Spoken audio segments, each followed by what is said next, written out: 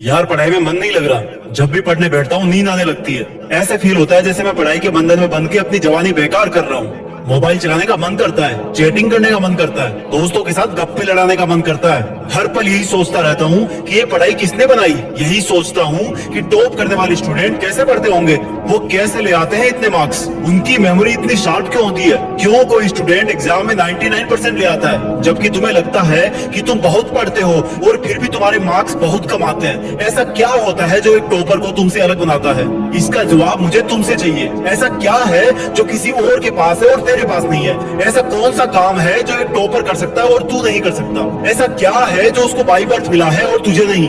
सोचा कभी? डीप से सोचने बैठोगे तो बहुत जवाब मिलेंगे। सबसे पहला तो ये कि तुम में और एक टॉपर में बायोलॉजिकली कोई फर्क नहीं है। तुम्हारे शारीरिक अंग भी उसी तरह से काम करते हैं जैसे उनके करते हैं। तुम्हारी आंखें भी 2 को 2 पढ़ती हैं और 8 को 8। तुम भी सोते हो और एक टॉपर भी सोता है। तुम भी मोबाइल यूज करते हो और वो भी। उसके पास भी वही सिलेबस है, टाइम है, मौसम है और तुम्हारी ही तरह अंधेरे में ना पढ़ पाने वाली आंखें हैं। तो फिर फर्क किस चीज का है? फर्क बहुत कम है। एक फर्क है टाइम और प्रायोरिटीज का, यानी कि वक्त और प्राथमिकताओं का।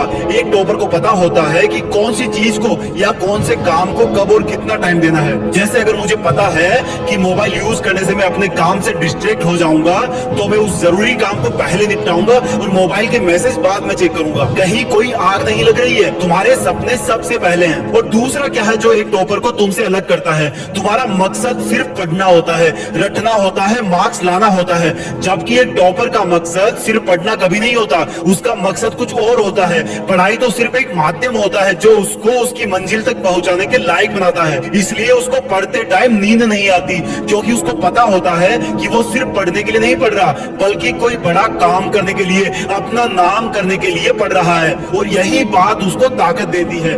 और क्या फर्क होता है एक टॉपर और एक एवरेज स्टूडेंट में? टॉपर कभी भी रटता नहीं है, वो चीजों को, कंसेप्ट को समझता है, उनको प्रैक्टिकल वे में अप्लाई करता है, इसलिए वो उनको भूलता नहीं है। जो तुम्हारे ऊपर पंखा चल रहा है, कभी तुमने बिजली कटने के बाद ये नोटिस किया है कि वो कितनी सेकंड बाद रुकता है? और उससे फिर ये जानने की कोशिश करी है कि अगर इसको रेगुलेटर से आधी स्पीड पर चलते हुए रोकेंगे तो कितनी सेकंड में रुकेगा? क्या तुमने कभी ये जानने की कोशिश करी है कि जो ट्यूबलाइट तुम्हारे रूम में लगी है वो 1 सेकंड में कितनी बार फ्लिक करती है, वो 1 घंटे में कितनी यूनिट निकालती है? अगर पता किया होगा तो एग्जाम में कभी पावर कंजप्शन का आंसर गलत नहीं होगा।